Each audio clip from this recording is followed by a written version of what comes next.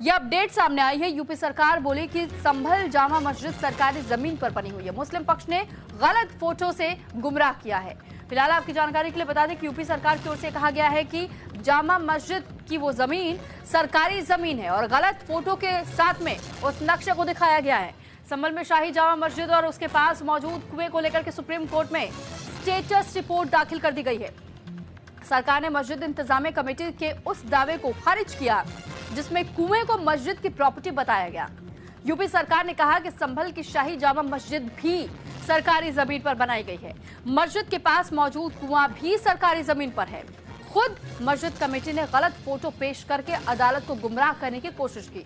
UP सरकार ने supreme court से स्थिति रिपोर्ट में यह कहा कि कुआं सार्वजनिक भूमि पर स्थित है। कुआं वैसे भी मस्जिद विवादित धार्मिक स्थल का परिसर के भीतर नहीं है, बल्कि मस्जिद भी सार्वजनिक भूमि पर ही स्थित है।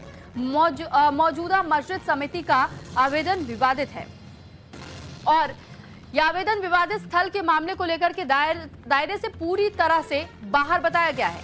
मस्जिद समिति प्रयास कर रही है कि सार्वजनिक कुएं पर निजी अधिकार बनाया जाए। तो संभल शाही मस्जिद का मामले को लेकर यह अपडेट हमने आप तक पहुंचाया कि यूपी सरकार का कहना है कि मस्जिद ही सरकारी जमीन पर बनी है।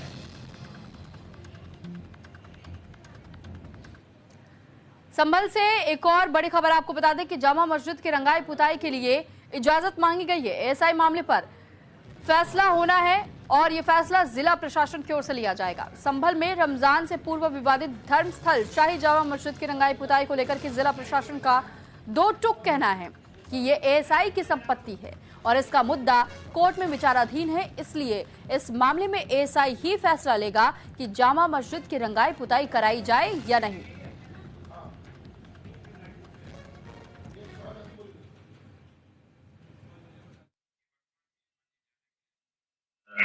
का विषय है और एएसआई की प्रॉपर्टी है, तो उन्होंने जो एएसआई को पत्र लिखा है उस पर एएसआई निर्णय ले। लेकिन उससे पहले हमने कहा है कि जब तक एएसआई की परमिशन नहीं आएगी तब तक किसी भी प्रकार से किसी को इससे छेड़छाड़ करने का कोई अधिकार नहीं होना चाहिए।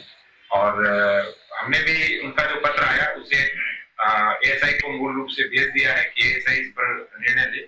और वैसे स्थिति जो विवादित ढांचा है उसकी ठीक है, इस प्रकार के रंग रोगन मुझे लगता नहीं है किसी प्रकार की आवश्यकता है, लेकिन फिर भी यदि वो चाहते हैं तो एएसआई इसके ऊपर निर्णय ले।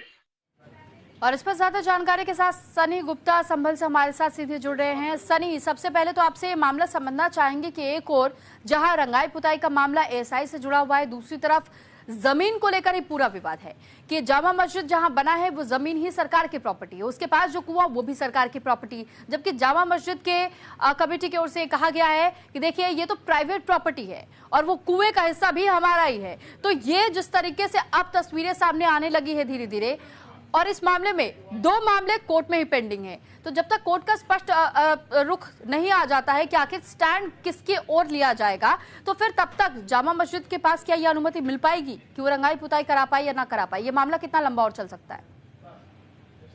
पूर्वी जामा मस्जिद कमेटी ने जो है जिला प्रशासन को जो है पत्र भेजा है कि जब रमजान का महीना शुरू होने वाला है, हर साल रंगाई पुताई का काम होता था और हमने आज तक किसी से कोई अनुमति नहीं ली है। लेकिन जिस तरीके से 19 नवंबर को सर्वे के आदेश के बाद विवाद 24 नवंबर को हुआ और 5 लोगों की उसमें मौत हो गई, एसपी सहित 29 में घायल हो गए और उसके बाद जो है पूरे को लेकर के जब समुदाय के एक विशेष समुदाय के लोगों ने मांग की थी हम यहाँ पर पूजन क्या करते थे,